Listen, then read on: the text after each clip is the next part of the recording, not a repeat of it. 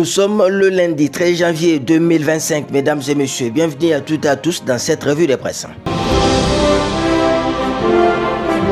Diplomatie régionale à Brazzaville, la RDC s'invite dans les tête-à-tête Lorenzo Sassou à la une du Connu Information Générale Econews. Dans la page interne de notre confrère, nous pouvons lire la visite d'État du président angolais Joao Lorenzo à Brazzaville. Ce week-end n'a pas échappé à l'attention de la capitale congolaise. En tant que médiateur désigné par l'Union africaine pour la crise de l'Est de la RDC, Lorenzo poursuit ses efforts diplomatiques, marqués cette fois-ci par un tête-à-tête avec Denis Sassou Nguesso, président du Congo-Brazzaville et allié présumé de Félix Tshisekedi.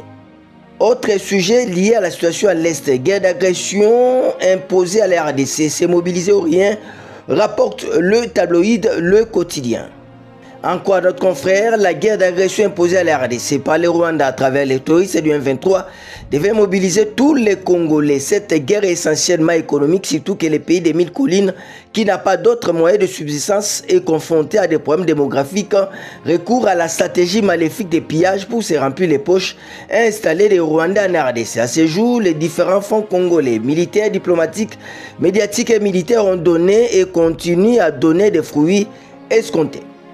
Clôturons ce chapitre la situation à l'Est de la RDC par ce titre du Connu Information Générale, le journal. Le patron de la presse nationale et les représentants des médias étrangers reçus par Patrick Muyaya Katembwe. En quoi notre confrère, le ministre de la Communication et des médias Patrick Muyaya Katembwe a eu 2 séances de travail avec d'une part les correspondants de la presse internationale et d'autre part le patron de la presse locale et le comité national de l'Union nationale de la presse congolaise UNPC le jeudi 9 janvier 2025 à son cabinet. Lors de ces 2 séances de travail, il était assisté du porte-parole de FARDC, du vice-président du CESAC et du directeur adjoint de la presse présidentielle. Au menu de leur échange, la couverture médiatique de la guerre dans l'est du pays, le paramètre de collaboration entre les autorités politiques et les forces armées de la République du Congo pour lutter contre la désinformation. Notre confrère poursuit, le ministre a par ailleurs informé son assistant du retrait des accréditations accordées à tous les correspondants d'Al Jazeera pour avoir permis à la militante pro-Rwanda Bojana Koulibaly d'interviewer un dirigeant des mouvements terroristes dans l'est de la République du Congo. Cette décision marque une posture de fermeté à l'égard de tous les médias dont le traitement clairement orienté de la guerre d'agression rwandaise derrière ces supplétifs du M23 a des allures de complicité et d'apologie du terrorisme.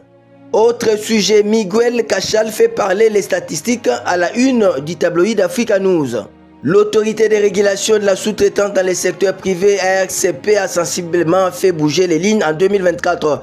Son directeur général Miguel Cachal Katembe a dressé les bilans de l'année à la faveur d'un entretien à Bruxelles avec le confrère Christian Lusakono de Top Congo FM diffusé samedi soir. Il a surtout fait parler les statistiques relevant les progrès réalisés dans son secteur à l'issue des 12 derniers mois. À mi-parcours en attendant la mise à jour fin février ou début mars 2025, le chiffre d'affaires est passé de 300 millions à 1,6 milliard de dollars rien que pour 23 sociétés, en même temps qu'elle a réussi à quintupler les chiffres d'affaires de PME opérant dans son secteur. La RCP a aussi triplé le nombre d'entreprises locales qui signent des contrats de sous-traitance avec des majors. Ça en est donc fini pour cette revue de presse. Au revoir et à demain.